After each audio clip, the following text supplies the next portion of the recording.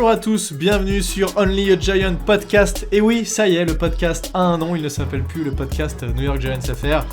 Moi c'est Plax et comme d'habitude je suis avec Thiergo. Comment vas-tu, mon petit Thiergo ? Bah écoute, ça va très bien. J'ai envie de dire que ça nous a pris moins de temps que la Washington Football Team à se trouver un nom quand même. C'est beaucoup plus simple pour un podcast. Ouais, il y a eu quand même un paquet d'épisodes avant qu'on décide.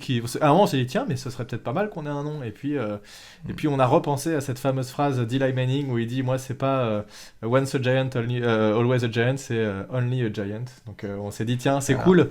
Petit hommage au meilleur QB de l'histoire de la NFL, Eli Manning évidemment.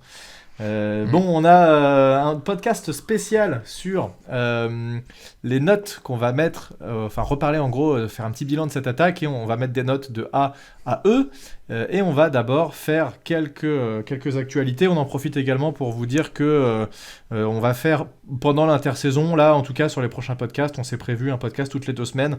On va voir s'il y a des choses à dire. A priori, oui, puisqu'on va avoir la free agency, après on va avoir la draft, donc on devrait réussir à faire ce podcast toutes les 2 semaines. Évidemment, s'il se passe un truc incroyable, à un moment donné, on peut faire un emergency podcast, tu vois, genre les Giants trade Saquon Barkley, tu vois, un truc complètement fou, là, évidemment, il faudra qu'on en parle.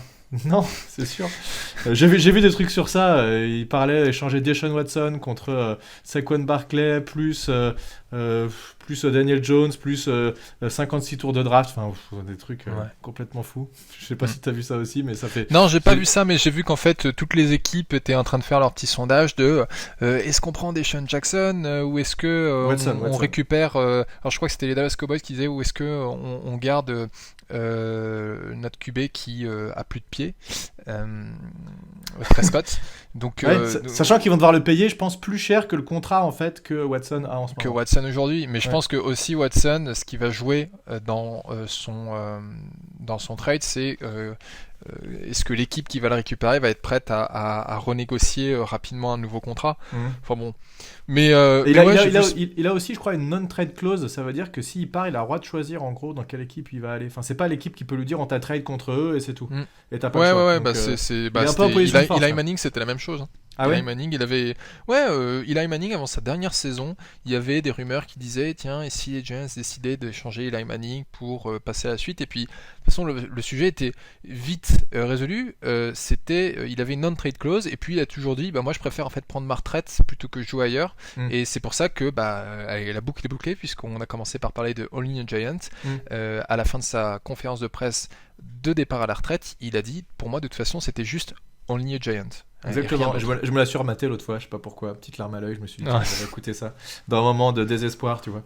Alors, on va faire quand même un petit point sur quelques actualités, et moi, celle qui me vient en tête en premier, alors ça concerne pas les Giants, mais je suis tombé sur un tweet, en fait, j'avais même pas vu, j'ai pas trop suivi honnêtement ce qui se passait chez les concurrents, mais je savais que les Eagles avaient embauché un nouveau head coach, et je savais pas qui c'était, je m'en fous clairement, j'ai quand même été, je suis tombé sur ce tweet-là, et on le voit complètement hésitant sur sa conférence de presse d'introduction, où il est en galère absolue pour dire des choses qui, en plus, alors peut-être que j'ai mal compris, mais ça a l'air complètement à côté de la plaque ce qu'il raconte. Et le voir comme ça, en manque de confiance totale, je me suis dit, le pauvre, ça a l'air terrible ce qu'il est en train de vivre. Si j'étais un fan des Eagles à l'heure actuelle, je serais pas archi confiant. Je sais pas, toi, t'as regardé aussi, tu m'as dit que t'avais un peu passé en vue ce qu'il avait raconté. Ouais, alors je suis pareil, je pense que on est tous tombés sur le même tweet. D'ailleurs, ça pourrait être pas mal dans la description du podcast de juste mettre un lien pour nos auditeurs, pour ceux qui auront loupé, pour voir ces 40 secondes où en fait il est en train de dire en fait on va jouer du smart football. Le smart football, ça veut dire que c'est un gameplay qui en fait est facile à apprendre mais compliqué pour les adversaires. Et là tu te dis what the fuck. Et en fait au début je me suis dit non, mais en fait, on est juste en train de faire une fixette sur ces 40 secondes où il a un peu bafouillé. Oui, je me suis dit ça aussi. Et donc, ce matin, vraiment, je me suis tapé la conférence de presse. Alors, pas les 20 minutes où Jeffrey Lurie parle, parce que j'en avais un peu rien à foutre, mais je me suis tapé les introductory remarks de Sirianni, ou Sirianni, je sais plus, où il parle pendant 5-10 minutes. Et en fait, dès la première phrase, ça commence à bafouiller. Et tu sens qu'en fait, il est mal à l'aise dans l'exercice. Tout du long. Après, j'ai juste écouté une des premières questions, qui était une question sur Carson Wentz, où là, pareil, il était pas très très à l'aise. J'ai pas écouté le reste, ça se trouve ça allait mieux.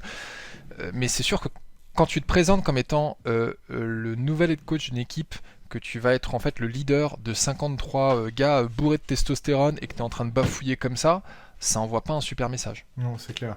Alors ça veut pas dire que ça va être un mauvais coach, mais non. En tout cas, c'est pas une très très bonne impression. Il connaît sûrement, évidemment, très bien le football, mais pour moi, ça montre un premier truc, c'est qu'il a du mal à gérer la pression, puisque c'est une première pression. Quand tu es head coach, tu arrives et te retrouver devant les journalistes comme ça et devoir te présenter devant les fans. Vide, hein. Et il était quand même dans... il est quand même tous... Ah bah oui, forcément, c'est quand vrai. tu vois la vidéo, t'entends les journalistes qui sont en fait en visioconférence. Donc moi j'en ai déduit qu'il devait être tout seul à son pupitre avec éventuellement 2-3 personnes du staff des Eagles autour, et puis il devait avoir un grand écran avec les différents journalistes qui lui posaient des questions par Zoom. Donc il a même pas fait face à une traditionnelle... alors c'est peut-être aussi ça qui l'a déstabilisé, hein. On peut essayer de lui trouver des circonstances atténuantes, mais... Putain, c'est... Moi je serais fan des Eagles, je serais un peu inquiet. Surtout que les fans des Eagles ce sont pas les plus tendres, hein. Donc quand il va arriver avec 3 victoires et 7 défaites vers la fin de la saison, ça va être chaud, hein. Ouais, c'est bon, évidemment. Bah si, on leur souhaite ça en fait, bien sûr. Moi, j'ai discuté un peu avec Victor et avec Greg du podcast Fly Podcast Live. Ils me disent tous les deux, bon attends, ça veut rien dire, c'est juste l'introduction en gros, une première conférence de presse. Non, mais après, moi, je suis moyennement d'accord. Ça montre quand même certaines choses. Et pour moi, c'est un head coach doit savoir prendre la pression pour tout le monde. Et là, clairement, c'est juste parler devant des gens. Déjà, il a du mal et tu sens le fait s'il disait des conneries. Enfin, c'est autre chose, mais le fait qu'il bafouille, qu'il sache pas quel mot choisir et qu'il arrive pas vraiment à se. Non, mais il s'est mal préparé à l'exercice. Alors voilà. Alors que tu vois, un mec comme Joe Judge, quand il est arrivé, on a toujours dit que Joe Judge c'était le mec qui était toujours archi préparé, qu'il avait sûrement prévu toutes les questions, tu vois, etc. Et ça te renvoie quand même. Il a travaillé pour Nick Saban, il a travaillé pour Bill Belichick. Oui, mais ça change rien. Ça change rien que le mec. Mais après, tu vois, le truc. Regarde la prestance qu'il avait quand il est intervenu la première fois. Tu te dis, waouh, le mec il en impose, ça c'est un mais bien sûr, c'était la première réflexion qu'on s'était fait. Mais tu vois, si pour défendre un peu Sirianni, non pas que je lui souhaite du succès, puisqu'en fait c'est quand même le coach d'une équipe rivale, mais si on repense aux conférences de presse de Ben McAdoo et de comment il s'appelait, Pat Shurmur. Qu'on avait revu l'année dernière pour un peu comparer par rapport à celle de Joe Judge, Ben McAdoo il est arrivé, alors c'était quand même assez ridicule, il est arrivé plein d'assurance avec son costume mal taillé en disant we're gonna punch you in the mouth. Et en fait, quand j'ai revu ça, quand je l'ai vu la première fois, je me suis dit ah ouais, ça en jette. Et puis après, quand je l'ai revu après avoir vu la conférence de Joe Judge qui était beaucoup plus convaincante, je me suis dit en fait Ben McAdoo c'était vraiment que du pipeau. Et puis Pat Shurmur, il était un peu plus rodé puisqu'il avait déjà eu l'occasion de faire ce genre d'exercice auparavant. Mais Pat Shurmur c'était charisme zéro. Donc, mais de toute façon, ce qu'ils disent sur le fond, on s'en fout un peu. Ces pipeaux, ils vont tous dire on va avoir une super équipe de foot qui va se battre pendant 4 quarts temps jusqu'au bout, etc. Ils disent tous la même chose. C'est pour ça que le fond, il n'est pas important pour moi. Sirianni, il reprend. D'ailleurs, c'est marrant, ils suivent vraiment tous la même structure. Parce que j'ai encore en tête les 3 dernières conférences de presse de head coach des Giants, mais tu commences par remercier le honneur et l'équipe de t'avoir donné cette opportunité. Tu remercies tes anciens coachs et joueurs, tu remercies ta famille, blablabla. Ouais, et puis après, tu dis on va revenir aux bases, on va jouer 60 minutes, c'est ci, c'est ça, et c'est tout le temps la même chose. Donc en effet, c'est plus la forme qui a de l'importance, et puis les réponses aux questions qui viennent après, parce qu'en fait, les réponses aux questions, ils peuvent pas les savoir à l'avance. Mais ouais, c'est sûr que pour une première impression, c'est pas génial. Et la dernière fois que j'ai eu une impression comme ça aussi mauvaise sur un coach, c'était Adam Gase, on te rappelle, avec ses yeux là, il a fait des trucs en mode ça avait fait le buzz sur internet, c'est que tout le monde se disait mais qu'est-ce que c'est que ce mec. Et bon, on voit comment ça a fini, donc bon voilà, assez parlé des Eagles. Dans les actualités des Giants, on a eu un Eli Manning qui a priori a fait un petit tour du côté des installations des Giants pour aller saluer tout le monde et faire un petit coucou, et il aurait eu une discussion avec je sais pas avec qui il a parlé exactement, mais en tout cas avec les responsables. Probablement avec Mara. Mara, tu penses, c'est ce qu'ils ont dit? Ouais, je pense que quand tu gagnes 2 Super Bowls pour ton équipe, tu dois avoir dans il a tes été forcément contacts le dire bonjour, favoris ça, c'est sûr. John Mara, Oui. mais John Mara avait déjà dit lors de la conférence de presse de départ à la retraite d'Eli Manning que il voulait que Eli Manning travaille pour l'équipe Mhm. d'une manière ou d'une autre. Il savait pas encore vraiment quoi, et là il s'avère qu'il va travailler pour l'équipe comme ambassadeur. On sait pas trop ce que ça veut dire. Il sera pas impliqué dans les opérations sportives, hein, donc il va pas travailler pour Gettleman ni pour Joe Judge, mais il va être aussi un peu un conseiller pour les joueurs. Ce serait intéressant après une année passée en dehors de la structure. Voilà, je pense que ça commence à le travailler un peu. Il a regardé les matchs à la télé. Il se dit ça va dans une bonne direction. Peut-être que j'ai envie de faire partie de ce truc-là aussi. Et, Mais tu le vois, toi, Eli Manning, un jour, je sais pas, soit pas, devenir pas coach. coaché, hein. Ouais, Non. pas coaché, moi non plus, pas coaché, mais est-ce que tu penses qu'un jour, il pourrait se dire, tiens, j'aimerais bien être GM? Ça, j'y crois pas. GM, c'est Ouais, spécial se quand dire, même, GM. moi j'ai bien envie de me lancer dans l'aspect gestion d'équipe, un peu comme un John Elway a fait avec les Ouais, Denver Broncos. non, non. Moi, je vois pas ça. Si il fait quelque chose, je pense que c'est plus un mec qui connaît le foot, mais la tactique. Donc, si je le voyais, ce serait plus en coaching. Et comme je viens de dire, je le vois déjà pas trop là-dedans. Après, pourquoi pas un QB coach, voilà, mais je le verrais pas en coordinateur non plus. Ouais, j'en sais rien. Non, pour moi, c'est pas du tout un coach, Eli Manning. Et tout comme. Parce qu'un coach, pour le justement, il se doit d'être assez expressif. Alors, peut-être que c'est un très très bon coach quand il était. Parce que quand as été quarterback pendant 15 ans, bah, tu te remets, tu deviens un peu le coach des autres quarterbacks de l'équipe. Ouais, ouais. Mais je l'imagine pas en fait sur la touche avec un headset en train de dire faut que tu fasses ci, Non, faut que tu peut-être fasses ça. pas. Non. Mais peut-être, tu vois, un peu conseiller, analyste, prendre un peu du recul par rapport à certaines choses. Il y a toujours des assistants ou des mecs qui sont là avec. Après, Ouais, ouais, tu peux toujours inventer un poste, hein. ah, bien Donc, sûr. c'est ce qu'ils vont lui faire. Je pense qu'en fait, ils ont juste envie de le voir dans les couloirs et ils vont lui trouver un poste. T'imagines, c'est quand même tapis rouge, ça, hein. Et c'est C'est peut-être royal. justement par rapport à Daniel Jones, ils se disent que ce serait pas mal que Eli Manning soit là Mhm. un peu pour, pourquoi pas, sans prendre un rôle de coach, mais être dans la salle pour revoir les vidéos avec Daniel Jones et le coach et dire bah voilà ce qu'il faudra que tu fasses dans telle situation, il faut que Mhm. tu penses à ci, à ça. Ouais, ouais. Et bon, voilà, ça c'était intéressant d'en parler. On a vu aussi un truc passer il y a une semaine ou deux. On a vu une photo d'Andrew Thomas qui s'est fait opérer. Apparemment, il aurait joué toute la saison blessé. Donc ça, c'est assez intéressant de voir qu'il était peut-être pas forcément au top de sa forme. Alors, je pense que dans tous les cas, aucun joueur de football américain ne joue à 100% tout le temps. Il y a toujours un bobo quelque part, un truc. Là, c'était suffisamment grave pour qu'il ait besoin de se faire opérer à la fin de la saison. Donc dès que la saison était terminée et pour qu'il ait un maximum de temps pour se remettre avant le début des entraînements, on l'a opéré donc directement et malgré tout ça montre quand même que le mec c'est un dur parce qu'il a joué blessé toute la saison et c'est tout à son honneur, même s'il n'a pas été, on va le noter tout à l'heure, hein, mais effectivement il n'a pas été à la hauteur de ce qu'on pouvait attendre Mm, d'un premier tour de draft. mm, mm, mm. Ouais, je sais pas s'il y a des trucs que tu veux dire là-dessus. Non, non, bah écoute, je pense qu'en effet c'est quelque chose d'assez habituel. Il y a toujours des joueurs qui ont, comme tu dis, des petites blessures qui les empêchent pas de jouer, et donc on reporte les opérations à plus tard en disant, Mm. ben ça tu vas serrer un peu les dents, Tu serres les dents, ouais, c'est ça. voilà, et puis après, et puis je suis sûr qu'on leur donne aussi quelques petits trucs pour que rendre la douleur un peu plus supportable. Quoi? Mais non, voyons. Non, du dopage en NFL? Non, pas du tout. Et en tout cas, j'espère qu'on lui a rien donné qui lui soit sanctionnable par une Ah oui, suspension. ah bah là quand même, ce C'est tout ce que serait quand j'espère. même con. Mais Et voilà. tu parlais aussi de deux moves sur le coaching staff aussi, rapidement, si tu veux en parler 2 Ouais, secondes. alors apparemment, Degliumo, le OL coach qui avait remplacé Colombo à la mi-saison, ne restera pas chez les Giants. Il l'avait signé juste pour cette saison et alors j'ai pas compris si c'est lui qui veut pas rester ou si c'est les Giants qui ont dit bon bah merci tu nous as dépanné mais Je crois que c'est plutôt Judge, hein, de ce que moi j'ai ouais. compris. Mais donc ouais, Judge est en train de chercher un nouvel OL coach, donc on verra bien. Mm. Et le deuxième truc, c'est un ancien coach défensif de NCAA qui s'appelle Jeremy Pruitt, qui était à Tennessee, qui a été embauché. Alors on dit pas vraiment en quelle capacité, mais son CV, c'est un CV de coach défensif. Donc peut-être qu'il va aider un des position coach. Toi, tu me disais peut-être OLB. Ouais, il me Voilà. semble que j'avais lu un truc comme ça, qu'on était en train de Alors, chercher. notre coach des OLB actuels, j'ai plus son nom, mais il vient des Tennessee Titans. Alors que ce gars-là, il vient de University of Tennessee, donc c'est différent. D'accord. Oui, Voilà. ok, bah écoute, peut-être que j'avais lu, je sais, c'est peut-être passé sur un tweet, j'ai eu ça en tête et Ah, c'était peut-être pas peut-être ça. que tu dis de la merde. Voilà. Peut-être que je dis de la merde, tout à fait. Je déconne. Bon, écoute, je pense que sur les actualités, on a fait un peu le tour. Ce que je te propose, c'est qu'on passe en revue les joueurs et qu'on en discute et qu'on leur mette une petite note, donc comme on disait, entre A et E. Ah, et F plutôt.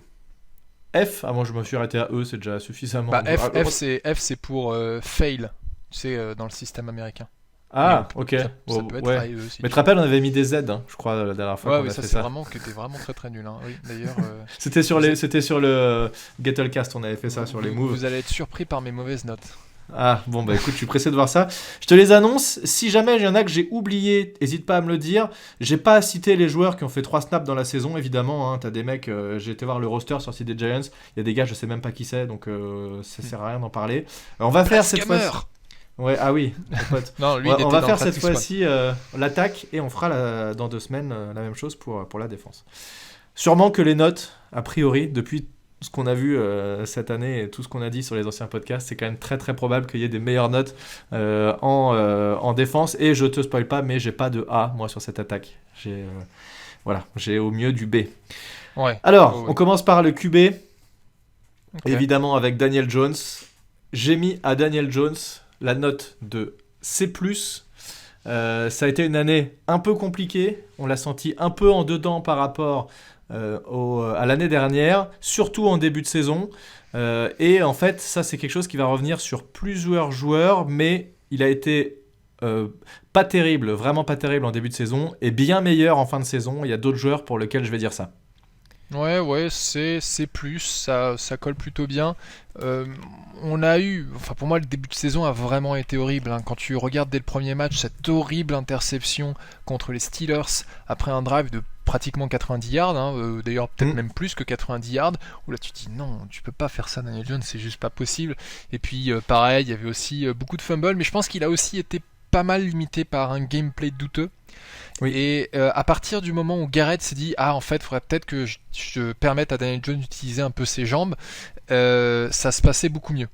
C'était pas que ça, c'était aussi lancer un peu plus loin. Arrêter de faire des passes de 2 yards et demi. Il y avait un peu tout. Hein. Globalement, le gameplay en début de saison, il a évolué petit à petit, mais il a eu du mal à évoluer. On l'a déjà dit dans notre podcast. Mais ça correspond à ce qu'on disait dès le début de saison. On se disait, en fait, il n'y a pas eu de véritable intersaison pour ce nouveau coaching staff. Il n'y a pas eu de véritable pré-saison. Et on s'attendait à ce que le premier mois soit difficile. Et il a été difficile. Donc, et en fait, une fois qu'on a passé cette étape des 4 premières semaines, parce qu'il y a tout un tas de trucs.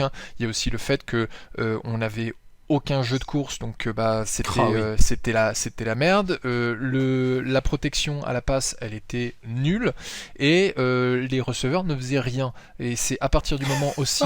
Elle fait rêver cette équipe que tu nous décris là. Ça avait l'air sympa le début de saison. C'est à se demander comment est-ce qu'on leur met un C+, quoi. mais en fait, pour en revenir à Daniel Jones s'est aussi beaucoup amélioré, donc à partir du moment où il a pu courir un peu plus, mais aussi à partir du moment où il a eu Sterling Shepard qui était de retour. Aussi. Il y a eu tout un tas de choses qui sont allées toutes dans la même direction au même moment. Et l'équipe, en gros, l'équipe a été quand même globalement tirée vers le haut en fin de saison. Ouais. Tu veux que je te fasse... J'ai noté, moi, les stats de Jones pour cette saison, juste pour donner un peu... Elles vont me faire mal aux fesses parce que je sais qu'il a fait... très très peu de touchdowns en plus d'interceptions. Il doit être à 11-10, non? Un truc comme ça. Exactement. Bon, donc il a joué 14 matchs en tant que titulaire, parce qu'après il a été blessé 2 matchs, donc il a 5 victoires, 280 passes complétées pour 448 tentés, donc 62,5%, pratiquement 3 milliards à la passe, 11 TD, sachant qu'il a environ une quinzaine de TD qui ont été droppés par Evan Engram. Puis ensuite il y a 10 interceptions, dont 52 qui étaient dans la direction d'Evan Engram. Ouais, 53 même. Ouais, voilà. Et saqué 45 fois et 11 fumbles. Et on n'oublie pas ses statistiques à la course qui sont quand même pas négligeables. Ouais. 65 rushs, 423 yards, 1 TD. C'est vachement bien. Ouais, je sais pas la dernière fois qu'on a eu un QB avec plus de 400 yards à la course, mais du coup no spoil, mais ça promet une très bonne note pour Evan Engram, ça. sans en dire trop. Moi, je suis pressé qu'on arrive au tight end en tout cas. On parle quand même d'un Pro Bowler. On parle quand même d'un Pro Bowler, c'est vrai. Quarterback remplaçant, Colt McCoy qu'on avait fait venir, qui, moi, j'ai trouvé pas terrible, honnêtement. Il a eu du mal à se mettre en jambes quand il a joué. Il a un bras de grand-mère. Je peux presque envie de dire que ma grand-mère pourrait lancer le ballon plus loin que lui. Donc je lui mets, et je suis gentil, je pense, je lui mets C-. Parce qu'il a quand même réussi à faire ce qu'il fallait pour qu'on obtienne une victoire. À un moment, il a été titulaire. Donc tu l'as dit, il a joué 2 matchs titulaires. Il est rentré sur 2 autres matchs. Donc il a joué, en gros, il a foulé la pelouse pendant 4 matchs. Voilà, moi je lui mets C-. Et vas-y, je te laisse donner ton avis. Je te poserai une petite question sur lui après. C'est pareil. Hein, pour moi, C, ça veut dire c'est la moyenne dans le sens où il a fait... Il a fait ce qu'on attendait de lui parce que il nous a gagné un match, il nous en a perdu un, mais celui où il a perdu, c'était pas vraiment. Je pense pas que c'était de sa faute. Et celui où il a gagné, c'était pas grâce à lui non plus. C'était pas oui, voilà, mais 60% de ses passes complétées, 375 yards en 2 matchs et demi, hein, vu qu'on va dire que les 2 matchs non startés, c'était demi-match, et un TD, une interception. Donc, en fait, je sais pas si on le gardera l'année prochaine. Je sais pas si vraiment c'était la question. C'est la question que j'allais te poser. Alors toi, est-ce que justement, tu te dirais, il fait le taf en tant que quarterback remplaçant, ou est-ce que tu te dirais qu'il faut changer ? Alors moi, je dirais qu'il faudrait le garder pour le training camp, mais aussi se chercher une nouvelle option comme backup quarterback et avoir une compétition. Pour voir, parce que de toute façon, on le sait déjà depuis la première saison, Daniel Jones ne sera jamais capable de faire 16 matchs d'affilée. Hein. Ça peut arriver. Ça peut arriver. Mais ça va... En tout cas, c'est beaucoup moins probable qu'un Eli Manning. Voilà, mais tout ça pour dire qu'en fait, on a intérêt à être prêt justement.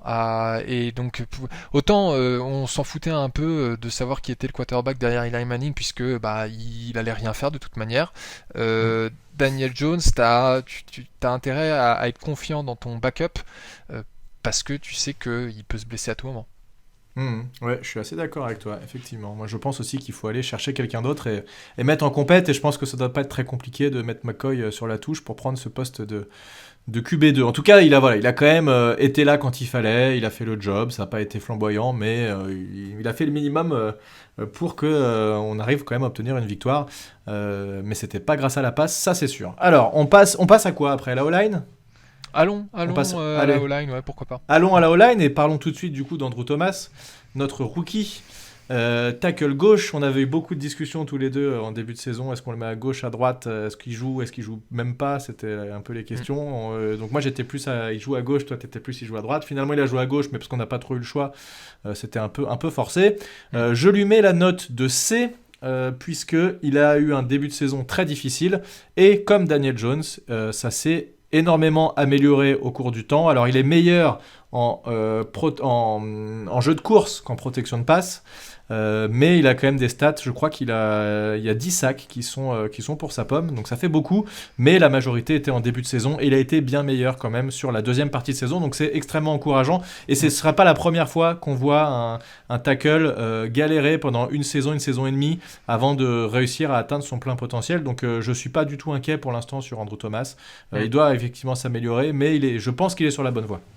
Ouais, alors c'est clair que quand tu vois justement les articles qu'il y avait à la mi-saison en disant les Giants sont le pire tackle drafté cette année, et d'ailleurs en fait il est pire que tous les tackles confondus, alors c'est sûr ces stats sont horribles, hein.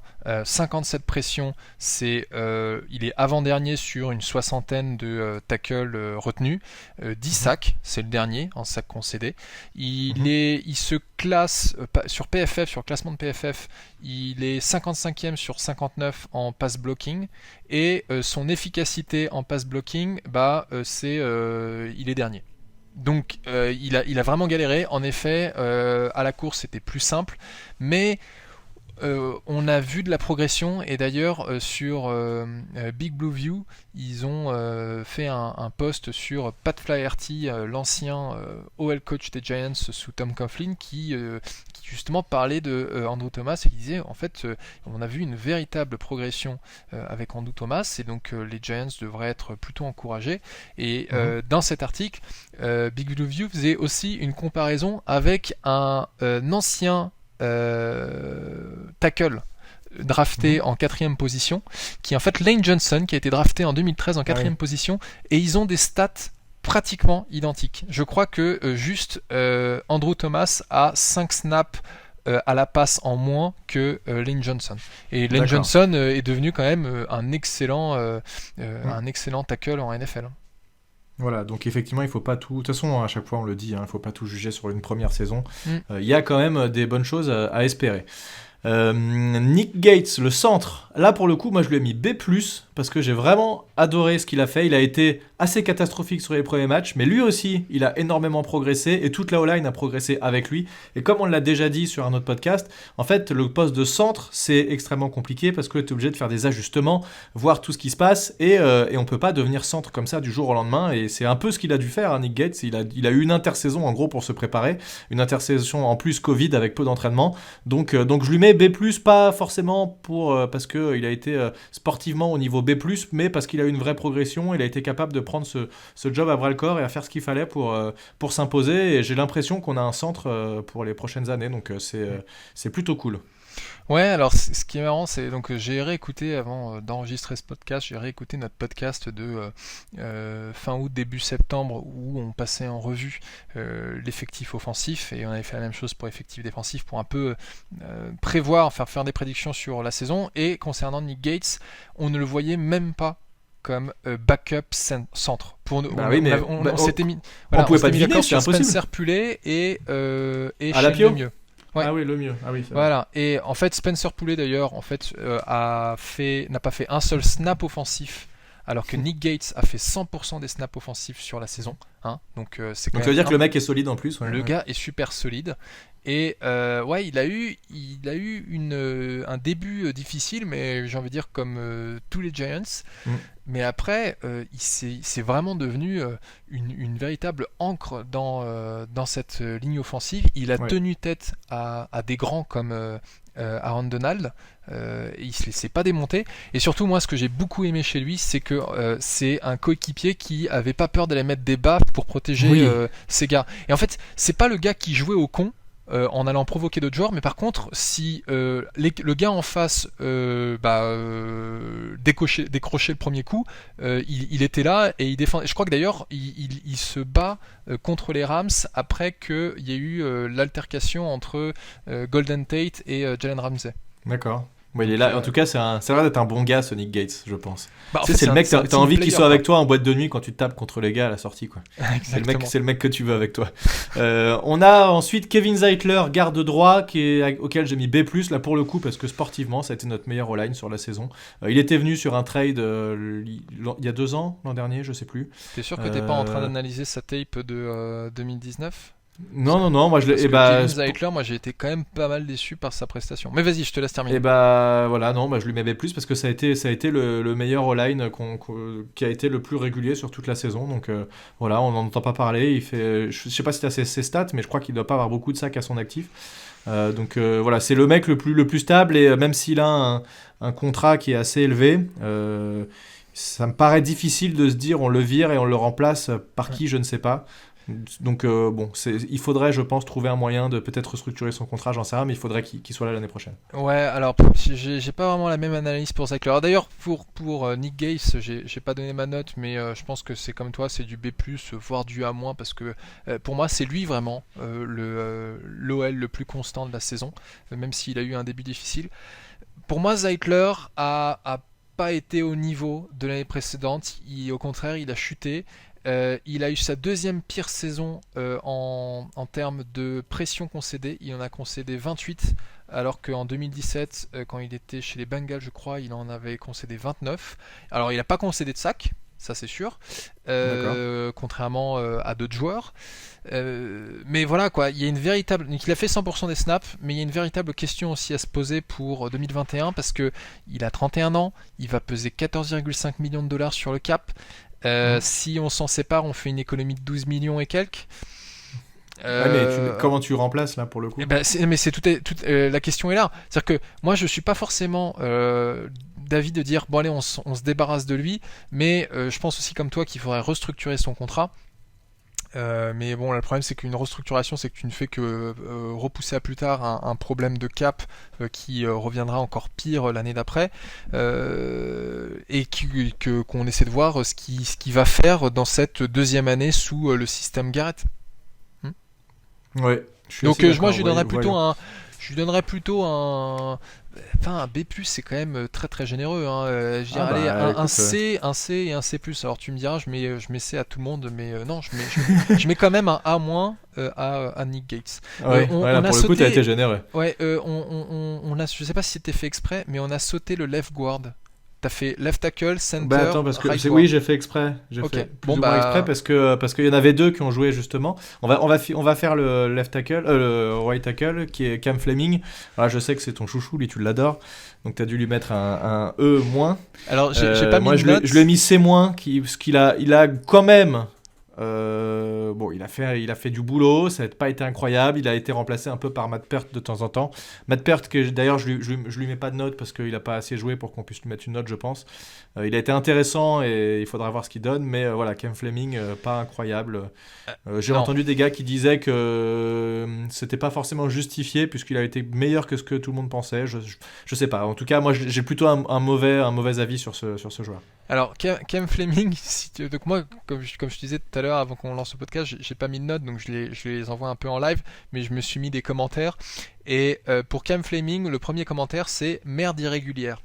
Donc Ah oui, encore t'es une merde régulière, ça va, mais là c'est carrément une merde qui est en plus irrégulière, ça fait beaucoup. Donc du coup, non, alors, juste pour remettre un peu les choses en contexte. merde irrégulière. Moi, Cam Fleming, avant le début de saison, je le voyais comme un backup, puisque j'étais parti du principe que Nate Solder serait le titulaire left tackle. Et d'ailleurs, pour toi, je pense que toi, d'ailleurs, tu avais dit que Solder serait le titulaire right tackle. Donc on avait tous les deux vu Cam Fleming comme un backup. Le fait est que Nate Solder, comme on l'a dit un peu plus tôt, a décidé de opt-out de la NFL parce qu'il a un enfant qui est donc une personne très malade et fragile, donc il voulait pas courir le risque de choper le Covid et d'infecter sa famille, donc ce qui est tout à fait compréhensible.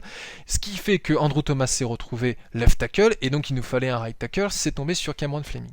Alors ouais, j'ai gueulé sur Cameron Fleming à peu près toute la saison, mais parce que je pense que vraiment son début de saison a été horrible. Sur toute une saison, il a quand même concédé 35 pressions et 6 sacs, mais il faut reconnaître que sur la deuxième partie de saison, il n'a concédé que 11 pressions et 1 sac. Donc il y a eu une amélioration. Pas mal.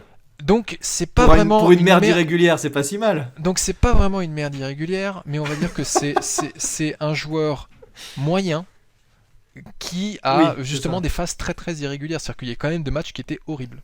Non, je suis d'accord. C'est un joueur qui est moyen, voilà. C'est pas un Hall of Fame, mais il peut dépanner. En fait, c'est à défaut de mieux, on le prend, voilà. Mais pour le moment, mais tu vois, je préférais un Mike Remers qui maintenant est chez les Chiefs, qui était pas forcément excellent, mais qui faisait son job. Mais bon, je sais plus ce que t'as donné comme note à Cam Fleming. Il est chez les Chiefs, Remers ? Ouais. Il est titulaire. Ouais, right tackle. Oh punaise, le mec, il va au Super Bowl. Sympa. Il va gagner un Super Bowl grâce à nous. Ouais. C'est cool. Et Fleming, j'ai mis C-. C-, bah moi je mets D. Ok. Voilà. Pour les D+. merdes régulières, c'est D. Voilà. Ouais. D'accord. Donc après, il nous reste le poste de garde gauche. Et donc là, on a eu Will Hernandez qui a starté en début de saison, qui s'est fait jarter petit à petit par Shane Lemieux, le rookie c'est quoi ? C'est Oregon, c'est ça ? Oregon.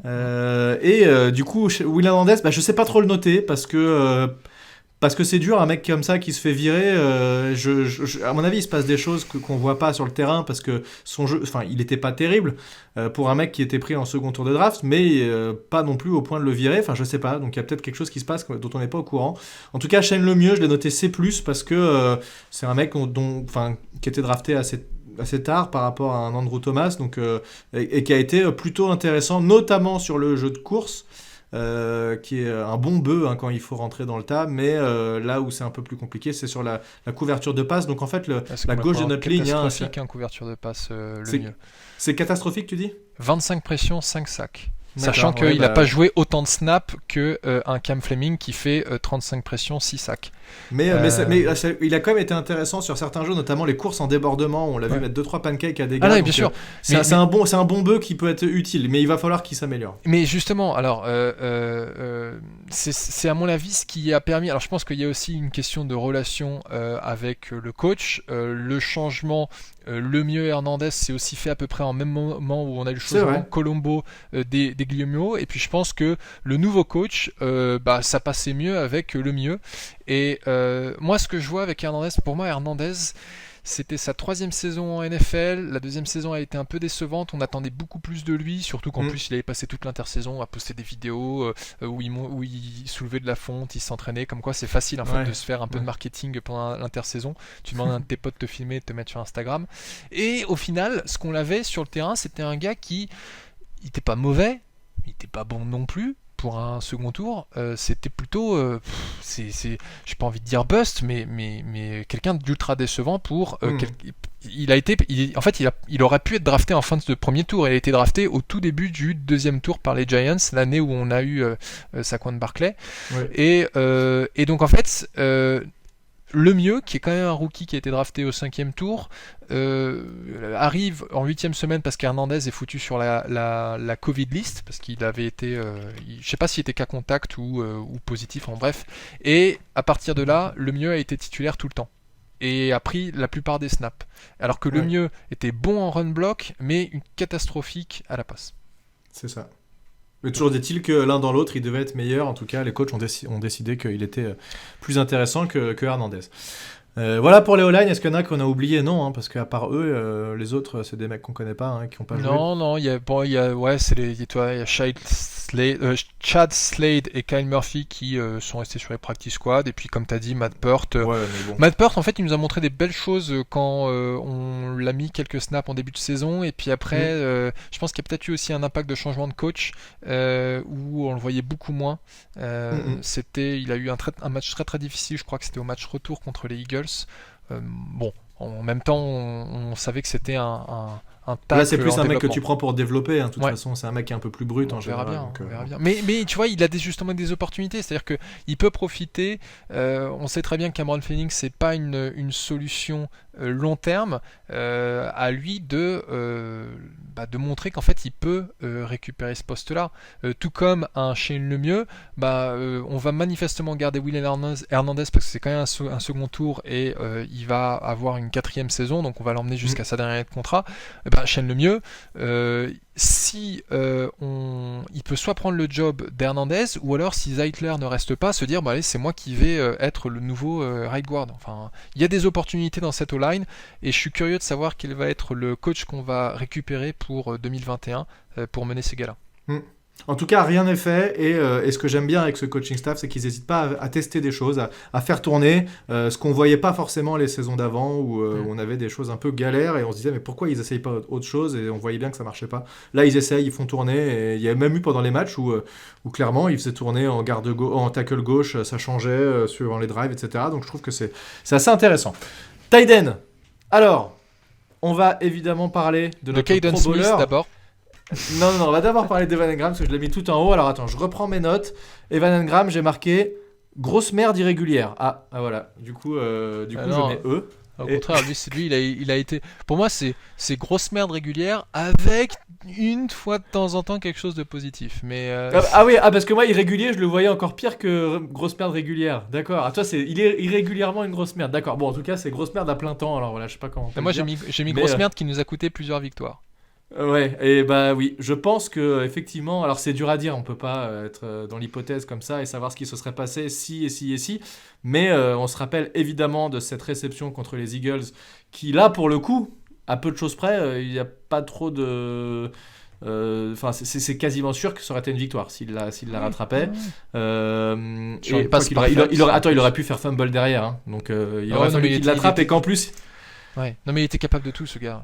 Il était capable de tout. Et le nombre d'interceptions qui sont dues à des passes lancées dans sa direction, le nombre de passes incomplètes typées qui sont dues à des passes lancées dans sa direction parce que il fait pas forcément le bon tracé, parce que il assure pas son catch.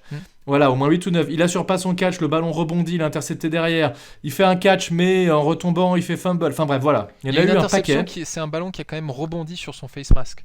Donc ça veut dire Oui, qu'il avait ouais, même ouais. pas les mains. C'est-à-dire que le ballon était bien placé, il avait juste à mettre ses mains devant lui pour le choper. Bah, en fait, il avait même pas les mains levées, ça a rebondi sur son face mask. Alors pourtant, en fait, tu pourrais dire, de prime abord, tu pourrais dire 63 réceptions, donc 16 matchs joués, 14 comme titulaire, 63 réceptions, 654 yards. Tu pourrais dire c'est pas mal, sauf qu'en fait, 63 réceptions, c'est sur 109 targets. Voilà. Donc J'allais dire, on 50 lui a lancé la balle 10 000 fois aussi. voilà, donc forcément, 57% de taux de réussite. Il n'a qu'un seul TD, c'est ridicule. Et il a fait 6 rushs pour 26 yards et un TD.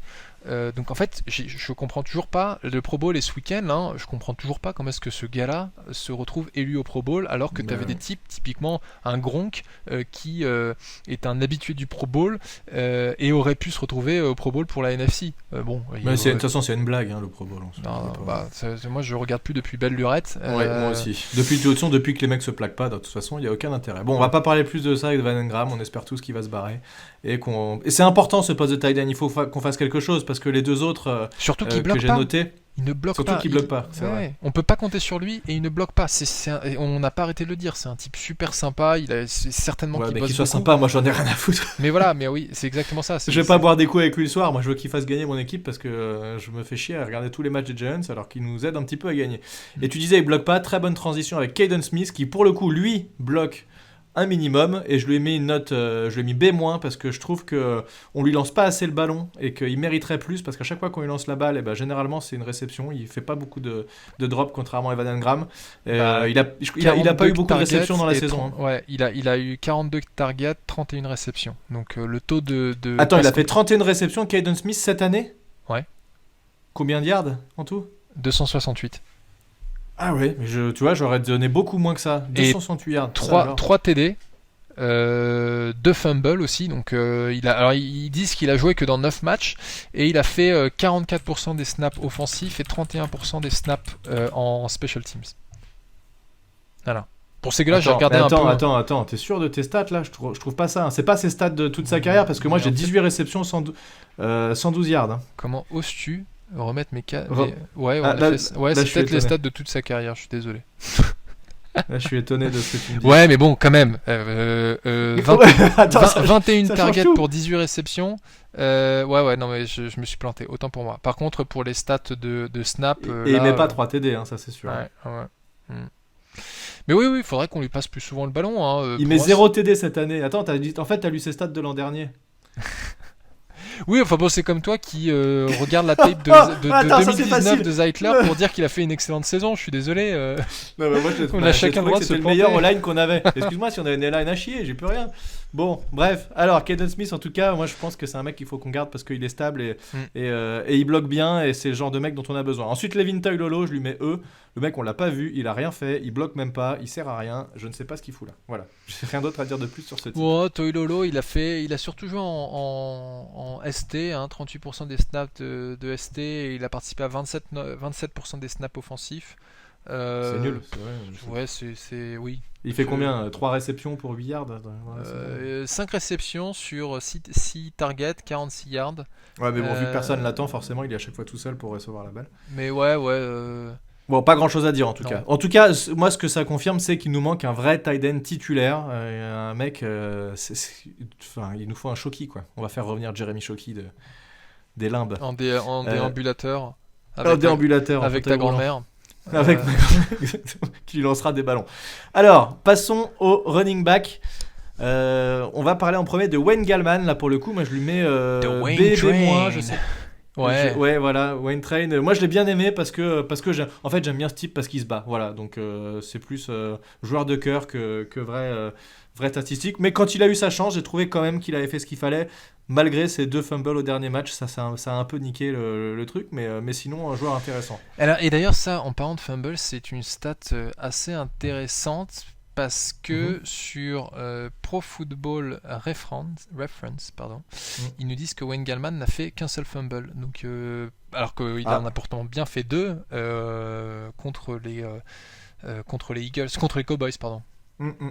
Ouais. Bah écoute. Ouais, donc, bref. Je sais pas. Mais ouais, The Wayne Train, oui, enfin, il a eu un peu la saison où il peut se révéler à la NFL. Il a participé à 15 matchs, dont 10 comme titulaire.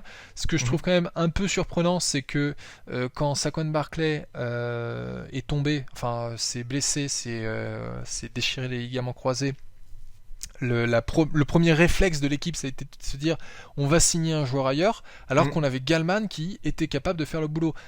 Finalement, c'est lui qui a été notre feature back. Il a quand même 4,6 yards à la course par tentative et 2,6 yards après le contact par course. C'est quand même pas mal, hein. C'était aussi une très très bonne option à la passe, c'est-à-dire qu'il nous a fait 147 courses pour 682 yards, 6 TD, et il a eu 21 réceptions sur 27 targets pour 114 yards et donc 2 fumbles. Voilà. Tu veux les stats de Saquon Barkley cette année ? J'avais commencé à les regarder, mais je les ai pas retenus. Mais je crois que c'est 19 tentatives, 34 yards, 1,8 yards par course. Putain, c'est terrible. Non, mais c'est ridicule. Et dont une de 18 yards. Attends, c'est incroyable. Il a fait une course de 18 yards. Oui. Non, mais en fait, c'est ça ce qui est terrible, c'est que quand tu regardes l'évolution de cette ligne offensive, tu te dis, bordel, si on avait eu Saquon Barkley toute la saison, mais on aurait pu faire tellement de belles choses et j'espère qu'on va quand même réussir à garder cette dynamique-là au niveau de la ligne offensive pour le run block. Il faut qu'il y ait encore des améliorations à faire en pass block, bien entendu, et qu'on va récupérer un Saquon Barkley qui va réussir à profiter de ces brèches-là, parce qu'on l'a déjà dit, hein, Gallman il profitait des grosses brèches évidentes, mais il y avait quand même des petites brèches qu'il n'arrivait pas à exploiter. Tout à fait, et donc Wayne Gallman qui a tourné beaucoup avec Alfred Morris, c'était quasiment un drive sur deux, hein, l'un et l'autre. Morris, je lui mets un D+, il a fait quelques trucs, mais rien de folichon, je les trouve un peu lourds, un peu lents. Voilà. Parfois assez puissant sur certaines actions, mais globalement je reviens sur ta première vision que tu avais eu de lui, où c'était plutôt un joueur qui est un peu sur le déclin et qui fait plus grand chose. Non, il fait plus grand chose. Faut pas qu'on oublie non plus Davonta Freeman qui en fait a été la première solution une fois qu'on a perdu Barkley, qui finalement s'est retrouvé sur l'IR au bout de 5 matchs parce qu'il avait une blessure à la cheville, et puis on l'a dégagé là à la fin de la saison. Maintenant il a signé chez les Bills, donc pareil, pas grand chose à dire. On a un Dion Lewis. Je crois qu'il est plus chez les Bills, hein, il s'est refait virer direct derrière. Ah d'accord, depuis qu'ils ont fini la saison. Alors effectivement, c'était pas fini. On a Dion Lewis. Alors là, je lui mets D- à lui parce que je l'ai trouvé vraiment inutile. Il est rentré. Alors je sais pas pourquoi, mais Garrett avait décidé que le running back sur troisième tentative, c'était Dion Lewis tout le temps, comme si c'était le mec une méga menace en réception de passe, peut-être quand il était aux Patriots, mais là il a été absolument invisible sur ça. Donc moi je mets D-. Alors qu'en il a même été bon, returner en returner de kick-off. Il a fait plusieurs fumbles. Enfin bref, il a été catastrophique. Ouais. Alors je me rappelais plus des fumbles en retour de kick-off. Pourtant il en a fait plusieurs. Il a une moyenne de retour de kick-off qui est pas dégueulasse, enfin qui est pas excellente non plus, mais il a 22,8 yards par retour de kick-off. Mais ça c'est de la merde, parce que généralement quand ils rattrapent la balle, ils sont quasiment sur leur ligne, et quand tu mets un genou au sol, quand c'est un touchback, tu reprends sur la ligne des 25 yards. Je sais bien. Donc 22 c'est pourri quoi. C'est pas génial, mais même à la passe il était pas génial, parce que non. Seulement 19 réceptions sur 30 targets, 127 yards, 1 TD. Ouais, Dion Lewis, c'est du F, il a rien fait. Donc je suis d'accord. Un Alfred Morris ce serait du D, un Dion Lewis ce serait du F, mais je pense que c'est aussi un gars, il a 29 ans, là il va en avoir 30 s'il les a pas déjà passés. À voir, je pense pas. Pas grand chose. Pas grand chose à attendre. Et il y a Eli Penny. J'allais t'en parler. Alors là, ce qui était dingue, c'était que, tu sais, on avait un peu l'impression que on se servait jamais de ce joueur-là. Et je me suis dit, en fait, je pense que j'ai jamais fait attention parce que je regarde pas forcément le fullback. Mais en allant voir les stats, c'est juste hallucinant. Il a participé à 7% des snaps offensifs. Et il a fait 6 courses, 15 yards, 2 réceptions pour 20 yards, et il a fait 60% des snaps de ST. Ouais. Non, mais et il est plutôt bon de ce que j'ai entendu en équipe spéciale. Alors, effectivement, j'ai pas analysé son jeu en équipe spéciale, mais il est assez intéressant en équipe spéciale. Et quand il joue fullback, alors les fullbacks, c'est un poste qui disparaît petit à petit en NFL, hein, ça existe quasiment plus. La preuve, le nombre de snaps qu'il a joué. Mais j'ai trouvé que sur certains jeux, notamment en goal line, il était plutôt bon. Donc, moi, je lui mets C+, voire B-. Parce que le peu de temps qu'il a eu, il a su le mettre à profit et je l'ai trouvé intéressant. Il n'a pas dû faire beaucoup de courses, hein, j'ai pas été voir ses stats, mais il a dû faire 3 ou 4 courses, à chaque fois sur des gains super courts. 6 courses. Mais voilà, mais c'est un joueur que je trouve quand même intéressant et qui est pas mal parce que tu as toujours besoin d'un mec comme ça. Et surtout, en fait, le fait qu'il soit aussi productif sur Special Teams et qu'il ait joué autant, ça va faire en sorte que normalement, c'est important, on a besoin de ces joueurs-là et c'est très possible qu'ils restent dans le roster. Voilà, bon, pas grand chose à dire de plus. Et on va passer donc maintenant au wide receiver. Et là, il y a un petit peu plus de choses à dire. Alors, premier wide receiver qui, pour moi, est notre meilleur receveur, mais qui, malheureusement, n'est pas un receveur 1, c'est Sterling Shepard. Je lui mets la note de B+, et je crois que ça... En fait, le jeu a parlé de lui-même. Hein. Dès qu'il a été absent, c'était une galère absolue. Et quand il est revenu, c'est le mec qui va te chercher n'importe quelle balle, même dans le trafic, il les rattrape. C'est une valeur sûre. Ouais. Et c'est un gars que j'aime bien. En plus, apparemment, dans le vestiaire, c'est un super gars. Donc je pense que le B+, est mérité. Ouais, pareil. C'est la même note, sachant qu'en fait, encore une fois, on a une saison incomplète. Hein. La saison précédente, il avait fait que 10 matchs. Là, il en a fait 12. Au moins sur les 12 matchs où il a été là, niveau de réception, il a attrapé 73% des passes dans sa direction, donc 66 sur 90, 656 yards, 3 TD. Il nous a fait 6 courses. Alors c'est marrant parce que j'avais l'impression qu'il nous faisait genre un jet sweep par match, alors qu'en fait il n'en a fait que 6, pour un total de 49 yards. Et en fin de saison, il a enfin réussi à avoir un TD. Donc le B+, est mérité. Ouais, tout à fait. Dommage qu'il ait été un petit peu blessé, mais c'est un peu une constante chez lui. Ensuite, on a Golden Tate. Alors là, je lui mets E, notamment, à cause de son comportement. Et voilà, c'est un mec pareil, comme pour ça existe pas, comme pour Evan Engram. Plax, il faut que j'insiste. Mais moi, je mets E. Mais non, moi, je mets E. D-E. C'est quoi ça? Mais ouais, pareil, je mets pareil, mais la vraie note, F. Et bah, moi, je mets E, tu vois, c'est moins pire. Mais c'est exactement ça, c'est mauvais esprit, aucune production. Donc là, ces stats, c'est quand même... D'ailleurs, tiens, là aussi j'ai noté grosse merde. Irrégulière ou irrégulière, c'est ça qui est non, important. juste grosse merde. D'accord. Grosse merde avec mauvais esprit. 12 matchs joués, 4 comme titulaire. 4 comme titulaire, alors qu'en fait c'est 10 millions sur le cap, c'est incroyable. 35 réceptions sur 52 cibles, donc ça veut dire 67%. 388 yards, 2 TD. Donc le gars il s'étonne qu'on lui envoie pas le ballon. En fait il est juste pas fiable. Il se bat avec d'autres joueurs alors qu'on a passé toute la semaine à lui dire écoute, tu fais pas gaffe, ce gars là il va te provoquer, etc. Qu'est-ce qu'il fait? C'est un vétéran, il va se battre. Enfin, c'est mais vrai. qui dégage, il nous sert à rien ce type. Il y a du taf à faire au niveau des receveurs, il va falloir changer des trucs. Darius Slayton, je lui mets C parce qu'on attendait plus de lui en fait. Il avait montré des belles choses, il a montré des belles choses aussi en début de saison. En fait, il y a des matchs, il a complètement disparu. C'est bizarre ça. Hein. T'as des matchs où il a été bon, il a fait des matchs à plus de 100 yards, et d'autres, on le voit pas du tout. Il s'est fait complètement éteindre. C'est surtout. Alors attends, si je reprends les statistiques match par match de Slayton, donc il nous a fait un excellent premier match contre les Steelers. Après il y a des matchs où il disparaît, mais je trouve qu'il a surtout disparu à partir de la deuxième moitié de saison, où en fait il nous a fait un match de 93 yards contre les Eagles et un match de 74 yards contre les Browns.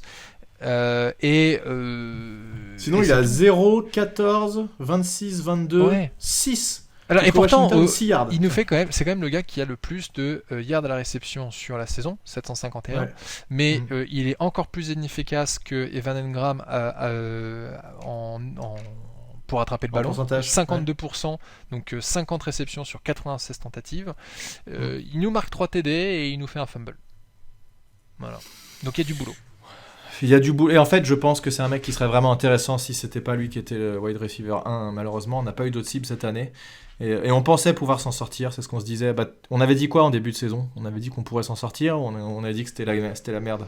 Toi qui as réécouté le Non, podcast. je pense qu'on était plutôt confiant vis-à-vis de nos receveurs. Tu vois, ce que j'avais dit pour Sterling Shepard, c'était pas très solide, mais très bon talent. J'espérais qu'on verrait un peu plus de la part de Golden Tate parce que c'était quand même 10 millions sur le cap, et puis bah en fait on n'a rien vu. Et pour Darius Slayton, j'avais mis lui sera titulaire et j'ai hâte de voir sa progression. Il faut croire que sa deuxième saison, ça a été. T'as quand même pas mal de joueurs en NFL qui explosent un peu quand ils sont des rookies, et la deuxième saison est un peu compliquée. Dans le meilleur des cas, ils sont juste sur un plateau. Je pense que Darius Slayton est un peu sur un plateau, et puis en fait après, dans le pire des cas, ils régressent carrément et ils s'en remettent jamais. Donc à mon avis, il est plutôt sur un plateau parce qu'il a quand même pas mal produit en termes de yards. Il a eu ses problèmes de drop qui l'affectaient déjà en université, qui reviennent, mais ça tu peux travailler dessus. Steve Smith, quand il était chez Giants, avait des problèmes de drop. Victor Cruz avait des problèmes de drop, et ça se coach. Donc c'est en tout cas un point sur lequel il faut qu'il travaille, parce que après on sait qu'il a de la vitesse, on sait qu'il est capable de courir des tracés plutôt propres. Alors c'est pas un Sterling Shepard au niveau des tracés, mais il est capable en fait de se démarquer. Maintenant il faut juste qu'il arrête d'avoir du beurre sur les gants.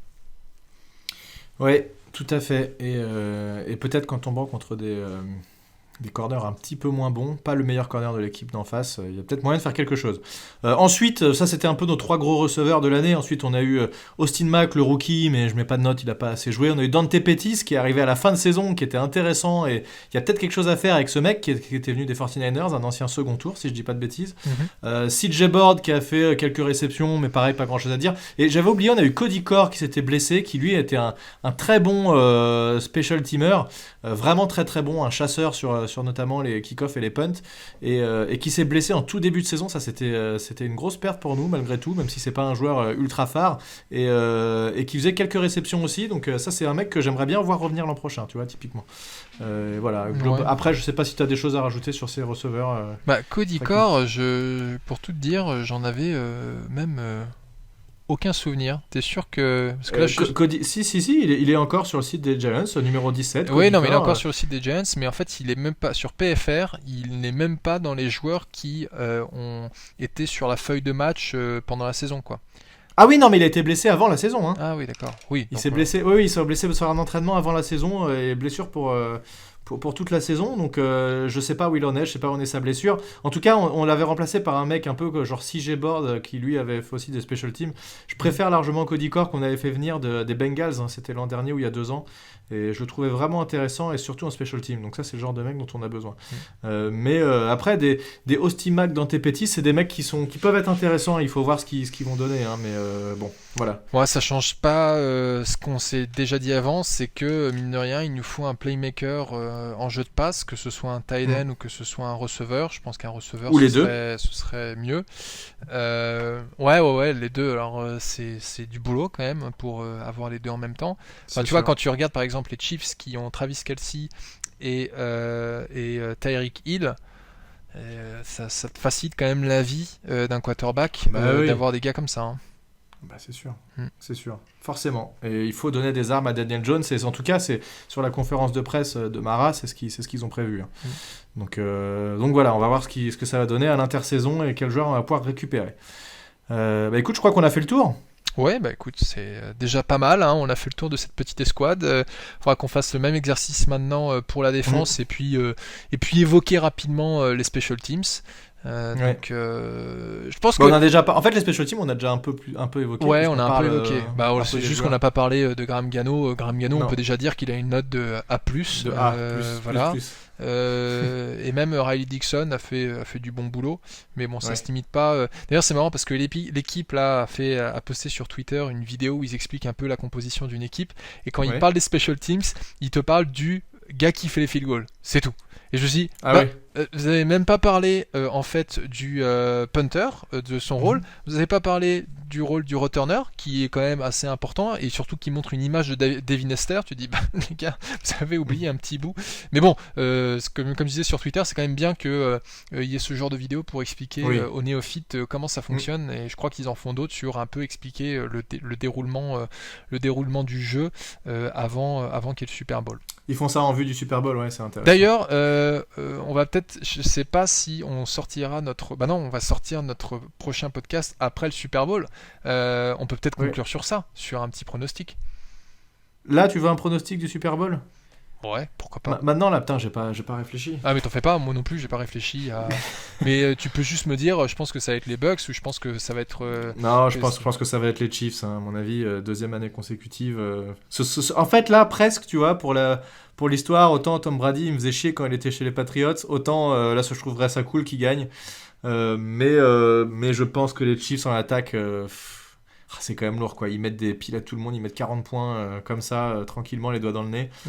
Je pense pas que les Buccaneers aient une défense suffisamment forte. Après, je pensais la même chose contre les Packers et finalement ils ont réussi à bien les limiter. Donc je ne sais pas, ça risque d'être difficile, mais si je devais mettre une pièce, je mettrais quand même une pièce sur les Chiefs. Ouais, je pense que je mettrais aussi une pièce sur les Chiefs. Je serais tenté de dire les Bucks, histoire que enfin on puisse se débarrasser de Tom Brady, que Tom Brady remporte son Super Bowl en dehors des Patriots en disant, vous voyez, c'était grâce à moi, pas grâce à Belichick. C'est quand même moi le meilleur. C'est quand même moi le meilleur. Et je vous emmerde. Mais il mériterait. Il mériterait, surtout qu'en plus il a. Alors moi chez les Bucks il y a aussi Jason Pierre-Paul. Je me dis ce serait pas mal un petit Super Bowl pour un ancien Giant. Ce serait sympa. Mais je pense aussi que en fait les Chiefs déroulent tellement à la passe et les Bucks ont l'air par contre d'avoir beaucoup de mal à défendre la passe que on risque de se retrouver avec un score fleuve à ce Super Bowl. Je vois pas vraiment. Ce serait bien. Ouais, ce serait bien. Enfin, c'est le Super Bowl. Mais un score fleuve dans les deux sens, pas que dans un sens. C'est sûr que. Voilà, on va éviter le Super Bowl Broncos Seahawks de 2013 ou 2014, je sais plus, où en fait les Broncos se sont fait rouler dessus par les Seahawks et c'était sans aucun intérêt. Mais tout ce que j'espère, c'est, je pense que ça va être les Chiefs, mais j'espère surtout qu'on aura un beau match. Exactement, tout à fait, je suis bien d'accord avec toi. Merci à tous de nous avoir suivis. On vous dit rendez-vous dans 2 semaines pour le même exercice. On débriefera de la défense cette fois-ci. Merci Thiergo et à très bientôt. À plus tout le monde, ciao. À la prochaine.